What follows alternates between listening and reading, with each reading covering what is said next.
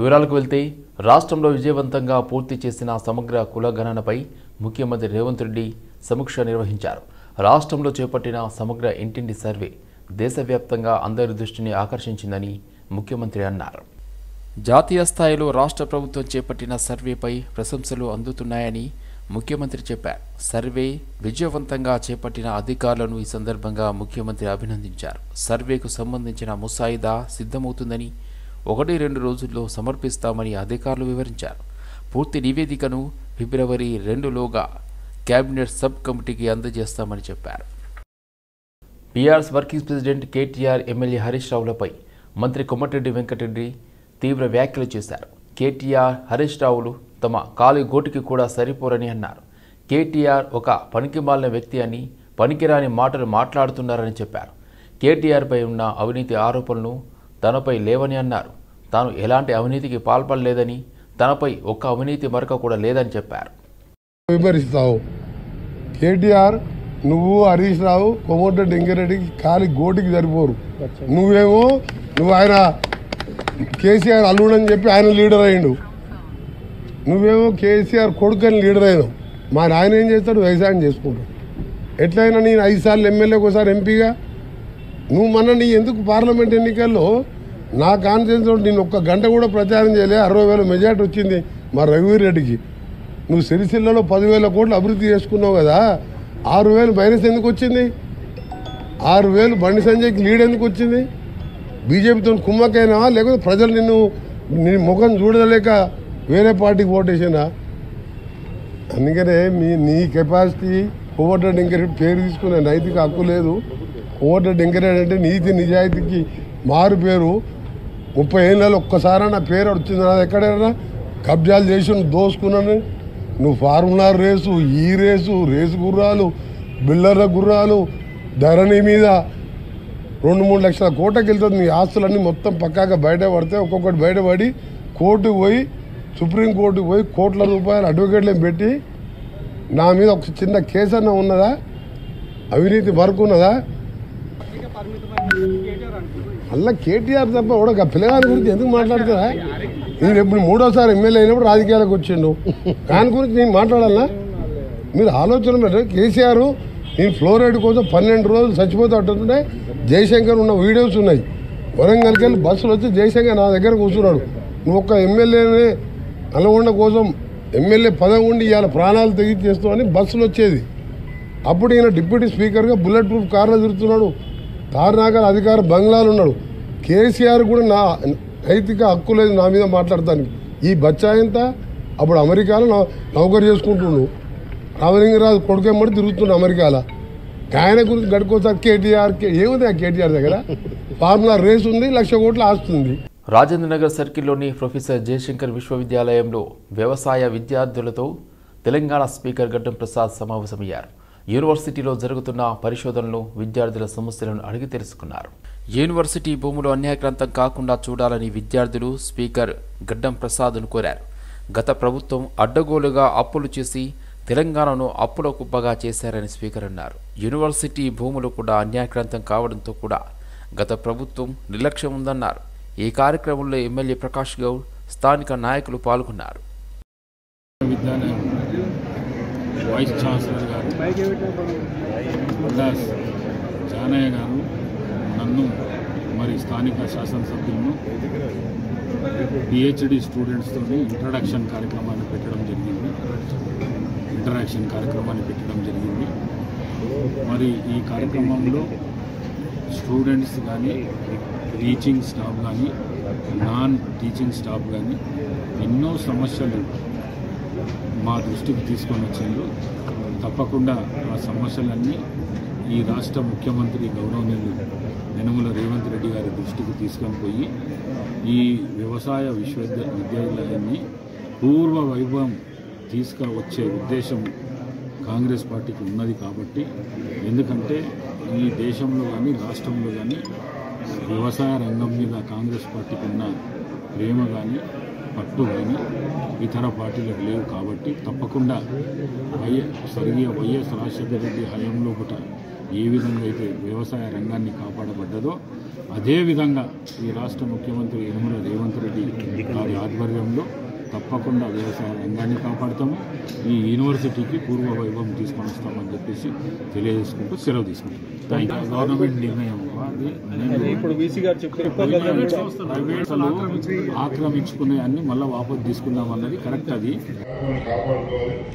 University ఏ విధంగా ముందు తీసుకోవడం ఆలోచన ముందు తీసుకోవడం, ముఖ్యంగా యూనివర్సిటీ దీనికి విద్యార్థులకు మంచి పేరు చూస్తుంటాం. మేము అందరూ కూడా రెండల్లా ట్రైనింగ్ ఉండే విద్యార్థులందరూ కూడా ఎంతో ముఖ్యంగా కష్టంతో దీని అందరూ కూడా ట్రైనింగ్ తీసుకొని రైతులకు ఏ విధంగా చేయాలని ఆలోచనతో రైతులకు ముందు తీసుకోవాలి, ఏ విధంగా తీసుకోవాలి.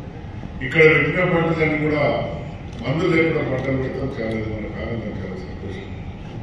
నీకు ఏ విధంగా తీసుకున్నా రైతులకు అందరూ పోవాలని చెప్పి ఈ రైతు సంఘం రైతు మీటింగ్ కూడా పెట్టి ప్రతి సంవత్సరం మీటింగ్ పెడుతూ ఉంటాం, చెప్తుంటాం. ఈ ప్రభుత్వం వచ్చినాక ఇంచుమించు 4-5 మాటలు ఇక్కడ మీటింగ్ పెట్టడం జరిగింది. ప్రెసిడెంట్ తుమ్మల నాగేశ్వరరావు గారు, శ్రీనివాసరెడ్డి గారు, శ్రీధర్బాబు గారు అందరూ కూడా వచ్చి ఈ సమస్యలను ఏమైనా తీసుకొచ్చేయాలని ఆలోచనతో ముందు జానయ్య గారు వైస్ ఛాన్సలర్ ఒకటే దీనిని నేను ఒక హోదా అనేది కాదు, దీనికి ఒక మంచి పేరు ఆయన ఆలోచనతో ఆలోచన దగ్గరగా ప్రభుత్వం తీసుకొని. రంగారెడ్డి జిల్లా ఇబ్రహీంపట్నం ప్రజాభవన్లోని ప్రజాపాలన దరఖాస్తులపై అధికారులతో ఎమ్మెల్యే మల్రెడ్డి రంగారెడ్డి సమీక్షా సమావేశం నిర్వహించారు. రాష్ట్ర ప్రభుత్వం ప్రతిష్టాత్మకంగా చేపట్టిన సంక్షేమ పథకాలు ప్రతి ఒక్క నిరుపేదలకు అందుతున్నాయా లేదా అని అధికారులను అడిగి తెలుసుకున్నారు. సరైన సమాచారం లేకుండా ఎలా వచ్చారంటూ కొందరు అధికారులపై ఎమ్మెల్యే మండిపడ్డారు. అధికారులు ప్రతి ఇంటికి వెళ్లి సంక్షేమ పథకాలకు సంబంధించి పూర్తి వివరాలను తీసుకోవాలని ఆదేశించారు. అధికారులు సంక్షేమ పథకాలు అందేలా చూడాలని, పనిచేయాల్సిన అవసరం ఉందని అధికారులకు సూచించారు. కట్టుకున్నాడు అంటే పొలం అమ్ముకోను లేకపోతే ఏదో అమ్ముకొని వచ్చి ఇల్లు కట్టుకుంటాడు. నేను అంతటా అదే చెప్పినా, ఇప్పుడు మళ్ళొకసారి చెప్తున్నా, రేషన్ కార్డులు ఇల్లు బంగ్లా ఉండని ఏదైనా ఉండని అసలు ఆ మనిషికి వచ్చేటువంటి నెల ఇన్కమ్ ఎంత, మీరు అది ప్రాక్టికల్ గా ఆయనకు 1,50,000 రూపాయల కంటే మించి ఉంటే గ్రామాలలో మున్సిపాలిటీలో ఇది 2 లక్షలు, అది 1,50,000. గ్రామాలలో 2 లక్షలు. మున్సిపల్ క్లారిటీగా మీరు చూడండి. ఆయనకు కారు ఉంది అంటాడు ఎవరన్నా, వాడు ట్యాక్సీ నడుపుకుంటాడు. లేకపోతే కారు ఉంది అంటాడు, ఆయన పేరు మీద ఉండదు, ఎవరితో తెచ్చి ఇంటికాడ పెట్టుకుంటాడు షోకు.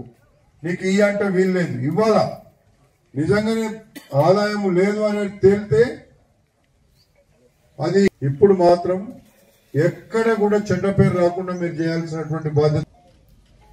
వాళ్లకు అఫీషియల్ గా వచ్చే డబ్బులు తప్ప అన్అఫీషియల్ గా ఏదైనా ఉంటే మనకు సంబంధం లేదు. అఫీషియల్ గా ఏముందో ప్రభుత్వం ఇచ్చినటువంటి పథకాలు 1,50,000, 2 లక్షలు మాత్రమే పిలిపించుకోవడానికి పోయి మిమ్మల్ని తీసుకొని పోతా.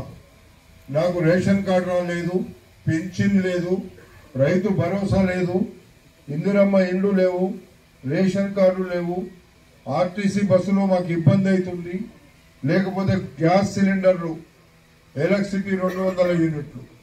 తెలంగాణ ముఖ్యమంత్రి రేవంత్ రెడ్డికి కేంద్ర సహాయక మంత్రి బండి సంజయ్ బహిరంగ లేఖ రాశారు. రైతు భరోసా, ఆత్మీయ భరోసా, ఇండ్లు, రేషన్ కార్డుల అంశంపై ఈ లేఖ రాశారు. అర్హులందరికీ పథకాలు అందకపోవడం దారుణమని ఆయన పేర్కొన్నారు. రాష్ట్ర వ్యాప్తంగా అర్హులైన 70 లక్షల మంది రైతులు ఉంటే ఇప్పటి వరకు 65 లక్షల మంది రైతుల ఖాతాల్లో డబ్బు జమ చేయకపోవడం బాధాకరమని ఆవేదన వ్యక్తం చేశారు. రాష్ట్రంలో 10 లక్షల మంది వరకు వ్యవసాయ కూలీలు ఉన్నారని, కానీ 9,79,000 మంది ఖాతాల్లో ఇప్పటిదాకా డబ్బులు వేయలేదని ఆయన విమర్శించారు. రాష్ట్రంలోని అర్హులందరికీ రైతు భరోసా, ఆత్మీయ భరోసా, ఇండ్లు, రేషన్ కార్డులు వెంటనే మంజూరు చేయాలని ఆ లేఖలో బండి సంజయ్ కోరారు. గోషామహల్లో నాలా రోడ్ కుంగిపోవడంతో జోనల్ కమిషనర్ అనురాగ్ జయంతితో కలిసి మేయర్ గద్వాల విజయలక్ష్మి ఘటనా స్థలాన్ని కలిసి పరిశీలించారు. 1 డే టెండర్ పిలిచి వెంటనే ప్రజలకు ఇబ్బంది కలగకుండా వర్క్ కంప్లీట్ చేయాలని అధికారులను ఆదేశించారు. తరచూ జరిగిన చోటే జరుగుతున్న సంఘటనల పట్ల అధికారులపై ఆగ్రహం వ్యక్తం చేశారు. భారీ లోడ్తో వచ్చే వాహనాలను వ్యాపారులు కూడా లోపలికి రాకుండా చూడాలని మేయర్ కోరారు. సంతోష్ నగర్లోని research institute for trial and agriculture వర్షాధారిత వ్యవసాయం, స్థితిస్థాపకత, అదేవిధంగా స్థిరమైన జీవనోపాధికి మార్గాలు నిర్మించడం అనే అంశంపై 3 రోజుల పాటు నిర్వహించనున్నారు. 2వ అంతర్జాతీయ సదస్సును ICAR New Delhi director general doctor Himanshu Pathak ముఖ్య అతిథిగా హాజరై ప్రారంభించారు. వర్షాధారిత వ్యవసాయం ప్రపంచవ్యాప్తంగా కీలక పాత్ర పోషిస్తుందని డాక్టర్ హిమాన్షు పాఠక్ అన్నారు. భావితరాల మనుగడ, ప్రకృతి వనరుల రక్షణ అనేవి మనం చేపట్టే చర్యలపైన ఆధారపడి ఉన్నాయని తెలిపారు. నేల శాశ్వతంగా నిర్జీవమైతే పునరుద్ధరణ ఎవరి తరము కాదని అన్నారు. సమగ్ర జల, భూ నిర్వహణ విధానాలు, సేంద్రియ సాగు పద్ధతులే ఈ ముప్పును నియంత్రిస్తాయని చెప్పారు. The Lifetime Achievement Award, ladies and gentlemen. Congratulations to Dr. S.K. Chaudhary, Dr. B. Venkateshwarlu and Dr. K.P.R. Vittal. We are also giving the award to Dr. C.H. Srinivas Rao sir, and we will be handing over the award to him in Delhi. Dr. Alok Kumar Sikka is former Deputy Director General of NRM Division and farmers, giving them the benefit of carbon farming, how to reduce emission of greenhouse gases, how to enrich the soil with organic carbon, because organic carbon is the life of soil. If organic carbon content of any soil is good, that soil is bound to be healthy and productive. So these are some of the aspects, and also at the same time, crop insurance program is a quite very big program, because whatever you do, if there is some kind of crop loss, farmers will be in very great difficulty. So how to help them with crop insurance and several other kinds of things are also there. I shall request Dr. Chaudhary also, because Dr. Chaudhary in ICAR headquarters, he is the person who is overall in charge of all these natural resource management and also the climate change activities from the council. Dr. Chaudhary, if you can add a few more things from this. Under climate resilient agriculture program, many states actually the story starts from this institute, as referred by our Director General. The very important flagship program called NICRA, which is a national initiative or innovation in climate resilient agriculture. We have successfully demonstrated climate resilient technology all across the country in 151 very important districts. Presently, we are working in 446 or now 448 villages. We made those villages climate resilient villages. And taking clue from this success, Government of India is also planning in a big way and bringing 50,000 villages as a climate resilient villages. And this success was really, it has worked as a torch-bearing impact. And many states came forward, like Maharashtra state with 5,000 villages, state of Odisha, state of Bihar, and many more states are coming up with the climate resilient agriculture program. As our DG has said, despite of climatic aberrations, despite of climate extremes, weather extremes, the India's food production has not gone down significantly. దశాబ్దాలుగా దైవజనుల సేవలో ఉన్న తమను హెబ్రోన్ చర్చిలోకి రాకుండా అడ్డుకోవడం అన్యాయమని పాస్టర్లు Samson, John Subbareddy అన్నారు. Compound gate వేసి భక్తులైన అందరినీ లోపలికి రానివ్వట్లేదని ఆవేదన వ్యక్తం చేశారు. హెబ్రోన్ను కేవలం అడ్మినిస్ట్రేటివ్ బ్లాక్గా మాత్రమే చెబుతున్నారని, అక్కడ భక్తజనులకు ప్రార్థన చేసుకునే అవకాశం కల్పించకపోవడం దారుణమన్నారు. ప్రభుత్వం, పోలీసులు జోక్యం చేసుకుని హెబ్రోన్ గేట్లు త్వరగా తెరిపించాలని కోరారు. రౌడీలను, హిజ్రాలను తీసుకురావడం ఎంతవరకు సమంజసమని ప్రశ్నించారు. ఈ విషయంలో పోలీసులు సీసీటీవీ ఫుటేజీలను పరిశీలించాలని కోరారు. Residential guard servant at Hebron Golconda చౌరస్తా హైదరాబాద్ ముంగటండి సోదరుడు జాన్ సుబ్బారెడ్డి గారు విషయాలన్నీ క్లియర్గా చెప్పేసినారు. వాస్తవంగా దేవుని మందిరం అనేది ప్రార్థనా మందిరం. ఏ భక్తుల కొరకైతే అది ఏర్పాటు చేయబడిందో వాళ్ళందరినీ రానియకుండా ఉండడం అనేటువంటిది, పాస్టర్లు దైవ సేవకులను రానియకుండా ఉండడం అనేది దేవుని మందిరం ఒక జైల్లాగా ఉంటున్నది. లోపల ఉన్నవారు కానీ బయట ఉన్న గారు కానీ భయభీతుల్లో ఉంటున్నారు. కాబట్టి మా మనవి ఏంటంటే ఇది వెరీ సీరియస్ ఇష్యూ. 2-3 వేల సంఘాలు ఉన్నవి ప్రత్యేకంగా ఆంధ్ర, తెలంగాణలో.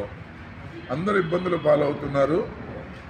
ప్రభుత్వం వారు పోలీస్ డిపార్ట్మెంట్ వారు దయచేసి దీన్ని చాలా సీరియస్గా తీసుకొని వెంటనే చర్య తీసుకొని ఏ విధమైన పక్షపాతం లేకుండా రికార్డుగా కానీ ఆత్మీయంగా కానీ న్యాయం జరిగించి నెమ్మదితో కూడినటువంటి పరిస్థితులు దేవుని సన్నిధికి ఆటంకం లేని పరిస్థితి. 1969వ సంవత్సరం నుంచి దైవజనులు భక్సింగ్ గారితో ఆయనతో వారి కింద తర్ఫీదు పొంది వారి ద్వారా ఈ సేవలో పలు ప్రాంతాలు పంపించబడ్డాం, వాడబడుతూ వచ్చాము. ఇది నా పరిస్థితి. అయిన తర్వాత ప్రజెంట్ హెబ్రోన్లో మీ ముందుకు రావడానికి కారణం ఏమిటి అంటే, హెబ్రోన్లో సిచ్యువేషన్ చాలా పెడద్రోహంగా ఉంది. భక్తులైన వారిని మమ్మల్ని లోపలికి అనుమతించడం లేదు. హెబ్రోన్ కాంపౌండ్ గేట్ వేశారు. ఏమి అని అంటే ప్రే చేసుకుంటే అక్కడ పోండి అంటారు. అక్కడ పోతేనేమో అక్కడ కొంతమంది పోలీసు వాళ్ళ ద్వారా ఇక్కడ రావడానికి లేదని చెప్పిస్తారు. తర్వాత హెబ్రోన్ కాంపౌండ్ ఏమో ఇది కేవలము అడ్మినిస్ట్రేటివ్ బ్లాక్ అంటారు. దైవజనులు భక్సింగ్ గారి కాలం నుంచి ఈ రోజు వరకు అది పరిచయ కొరకు ప్రార్థన చేసుకోవడానికి, భక్తులు వచ్చి కూర్చోవడానికి అది ఏర్పాటు చేశారు. అన్ని యూనివర్సిటీల్లో పనిచేస్తున్న కాంట్రాక్ట్ అధ్యాపకులకు బేసిక్ డిఏ హెచ్ఆర్ఏతో కూడిన స్కేళ్లను అమలు చేయాలని తెలంగాణ రాష్ట్ర all universities contract professors association demand చేశారు. ఈ మేరకు ఉస్మానియా యూనివర్సిటీలోని ఎన్సీసీ గేట్ నుండి ఆర్ట్స్ కళాశాల వరకు బైక్ ర్యాలీ నిర్వహించారు. రాష్ట్రంలోని అన్ని విశ్వవిద్యాలయాల్లో 1400 మంది పనిచేస్తున్న కాంట్రాక్ట్ అధ్యాపకులకు జాబ్ సెక్యూరిటీతో కూడినటువంటి బేసిక్ డిఏ హెచ్ఆర్ఏతో కూడిన స్కేల్ను అమలు చేయాలని డిమాండ్ చేశారు. ఉద్యోగ భద్రత ఇవ్వాలని కాంట్రాక్ట్ అధ్యాపకులం గత 2 సంవత్సరాలుగా వివిధ రకాలుగా పోరాటాలు చేసినా ప్రభుత్వం పట్టించుకోవడం లేదని మండిపడ్డారు.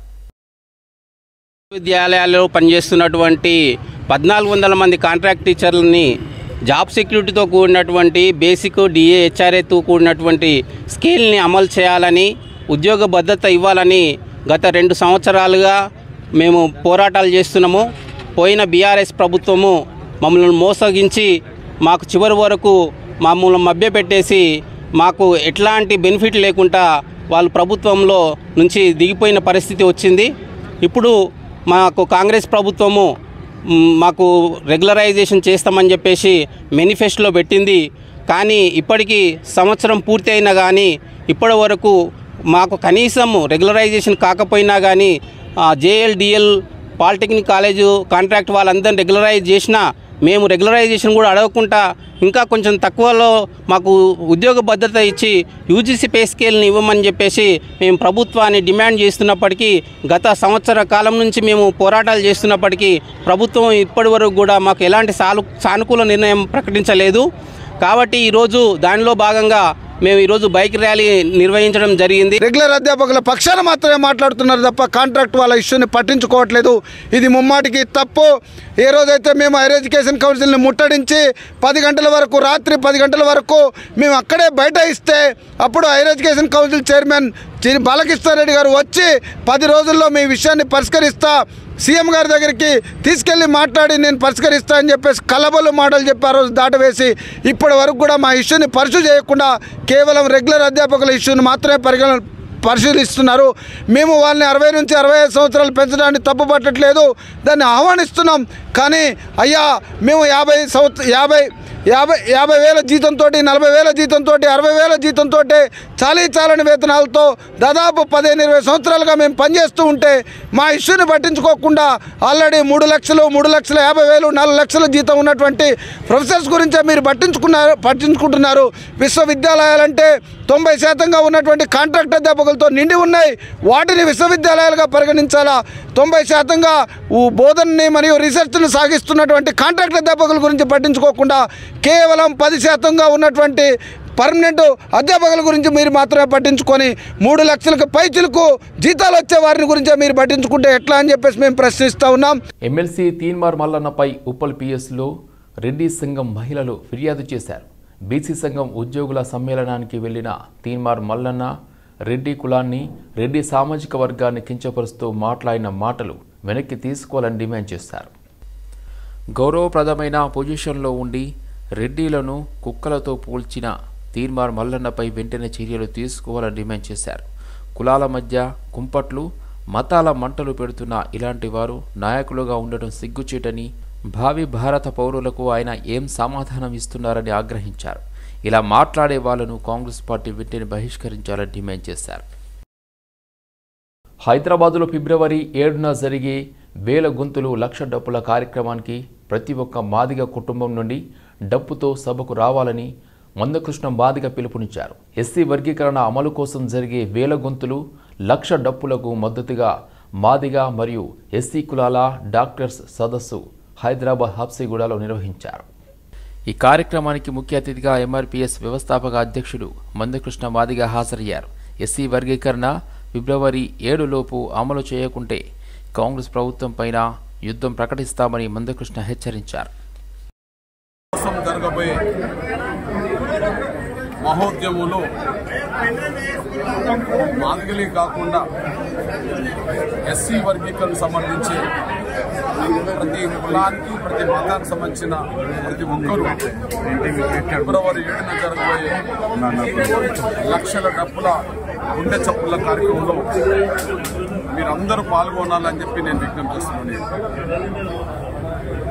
ముఖ్యంగా మాదిగ జాతిలో పుట్టిన ప్రతి ఒక్కరూ తమ బిడ్డల భవిష్యత్తు కోసం, మిగిలిన 58 మొత్తం కులాల భవిష్యత్తు కోసం, ఎస్సీ వర్గీకరణ అమలు కోసం జరిగే పోరాటం అతి కీలక దశ చేరిన సమయంలో మాదిగలు సామాన్యులైన, నిరక్షరాస్యులైన, విద్యార్థులైన, కార్మికులైన, ప్రజాపతులైన, డాక్టర్లైనా, ఇంజనీర్లైనా, లాయర్లైనా, ఉన్నత ఉద్యోగస్తులు ఎవరైనా సరే మాదిగ జాతి బిడ్డల భవిష్యత్తు కోసం జరగబోయే ఫిబ్రవరి 7న జరగబోయే మహోద్యమంలో ప్రపంచంలో ఎక్కడ జరగని విధంగా జరగబోయే సాంస్కృతిక ఉద్యమంలో అందరూ భాగస్వాములు కావాలని నేను విజ్ఞప్తి చేస్తున్నా.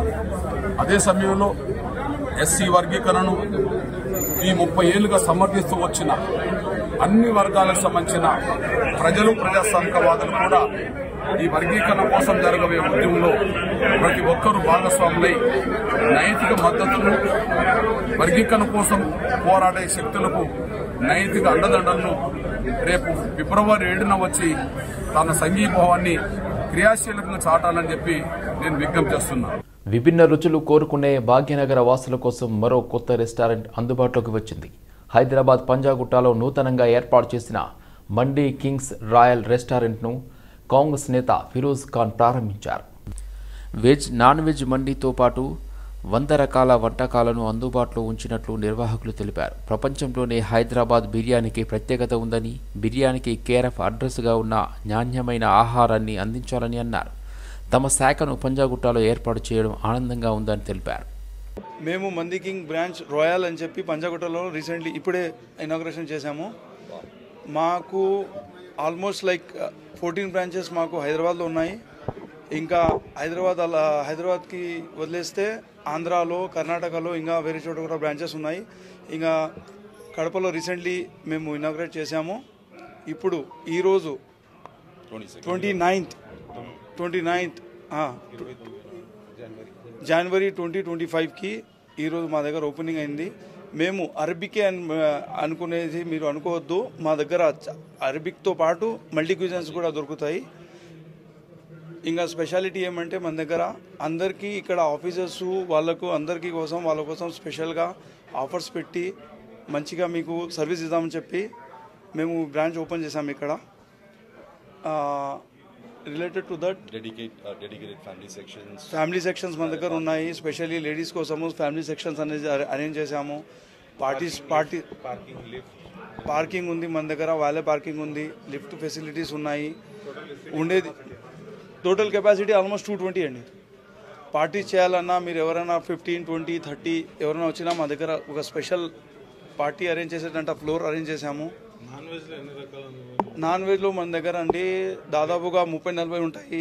ఇంక ఇప్పుడు చెప్పాలంటే ఆఫ్ఘనీ స్పెషల్, అరబిక్ అంటే టోటల్ అరబిక్లో మందివి. మేడ్చల్ జిల్లా గట్కేసర్ పిఎస్ పరిధి అంకుశాపూర్లోని ఏఎస్ ఇంజనీరింగ్ కళాశాలలో రాచకొండ సెక్యూరిటీ కౌన్సిల్ సారథ్యంలో రాచకొండ పోలీస్ కమిషనరేట్ ఆధ్వర్యంలో రోడ్ సేఫ్టీ అవేర్నెస్ ప్రోగ్రాం నిర్వహించారు. ఈ కార్యక్రమానికి ముఖ్య అతిథిగా రాచకొండ సిపి సుధీర్ బాబు హాజరయ్యారు. ప్రయాణం చేసేటప్పుడు భద్రతా ప్రమాణాలు పాటించకపోవడం వలన ప్రమాదాలు జరుగుతున్నాయని, అందులో యువత, విద్యార్థులు అధికంగా ఉంటున్నారని రాచకొండ సిపి సుధీర్ బాబు అన్నారు. విద్యార్థులకు, వాహన డ్రైవర్లకు రోడ్ సేఫ్టీ అవగాహన కల్పించుటకు ప్రత్యేకంగా ఇలాంటి కార్యక్రమాలు వివిధ కళాశాలల్లో రాచకొండ సెక్యూరిటీ కౌన్సిల్ సారథ్యంలో ఏర్పాటు చేయడం జరిగిందన్నారు. ఎలా రోడ్ సేఫ్టీ ఏమేమి మెజర్స్ తీసుకోవాలి, ఎలా రోడ్ యాక్సిడెంట్స్ అవాయిడ్ చేయాలి, ఇంతవరకు రోడ్ యాక్సిడెంట్లో ఎంతమంది చనిపోయినారు, ప్రపంచ యుద్ధాల్లో చనిపోయిన దానికన్నా ఎక్కువ మంది ప్రపంచ యుద్ధాల్లో మనకున్న ఒక సర్వే అవైలబుల్ ఇన్ఫర్మేషన్ ప్రకారం 1.1 బిలియన్ పీపుల్ చనిపోయారు 2 ప్రపంచ యుద్ధాల్లో అని ఉంటే రోడ్ యాక్సిడెంట్లోనే 1.19 బిలియన్ పీపుల్ చనిపోయారు. అంటే మోర్ దెన్ వరల్డ్ వార్స్లో కన్నా రోడ్ యాక్సిడెంట్ ఎక్కువ మంది చనిపోయారు. అంతేకాకుండా all diseases put together in the country ఎంతమంది చనిపోతున్నారు మన దేశంలో కానీ అదర్ కంట్రీస్లో కానీ చూస్తే అంతకన్నా ఎక్కువ మంది రోడ్ యాక్సిడెంట్ చనిపోతున్నారు. మేము మా లా అండ్ ఆర్డర్ పర్స్పెక్టివ్ చూసుకున్నా కానీ ఎక్కడైతే మర్డర్స్ జరుగుతుంటాయో దానికన్నా ఎక్కువగా కూడా రోడ్ యాక్సిడెంట్స్లో జనాలు చనిపోతున్నారు. ఒక ఓన్లీ అంటే అక్కడ మర్డర్ అంటే ఏదో ఒక రివెంజ్ ఉంటుంది, కక్ష ఉంటుంది, రిటాలియేషన్ ఉండొచ్చు, దానివల్ల చేసి రోడ్ యాక్సిడెంట్ అమాయకంగా ప్రజలు కొన్ని శ్రద్ధలు తీసుకోవడం మూలంగా చనిపోతున్నారు. సీట్ బెల్ట్ పెట్టుకోవడం కానీ, హెల్మెట్ పెట్టుకోవడం ఉండడం కానీ, డ్రైవింగ్ లైసెన్స్ వాళ్ళు డ్రైవ్ చేయడంలో కానీ, ఒకవేళ లేకపోతే సీట్ వాళ్ళు ఉన్నటువంటి ఏదైతే స్పీడ్ డ్రైవ్ చేయడంలో కానీ, పార్కింగ్ సరిగ్గా చేయకపోవడం కానీ ఇట్లా ఉన్న వల్ల జరుగుతున్నాయి. కాబట్టి వీళ్ళందరికీ అవేర్నెస్ తీసుకురావాలని చూసాం. కాలేజ్ స్టూడెంట్స్ చాలా ఇంపార్టెంట్. వాళ్ళు చాలామంది ఈ మధ్యలో విద్యార్థినులు రోడ్ యాక్సిడెంట్ చనిపోవడం జరిగింది. సో వాళ్ళ అవేర్నెస్ తీసుకురావాలి. డ్రైవర్స్ కూడా ఎటువంటి బాధ్యత ఉండాలి, వాళ్ళకి ఎటువంటి బాధ్యతలు తీసుకుంటే వాళ్ళ ఫ్యామిలీ సేఫ్గా ఉంటుంది, వాళ్ళు సేఫ్గా ఉంటారని కూడా చెప్పడం జరిగింది. వాళ్ళు ఆల్కహాల్ కన్జంప్షన్తో ఉండకుండా ఒక బెటర్ లైఫ్ స్టైల్ ఉండాలి.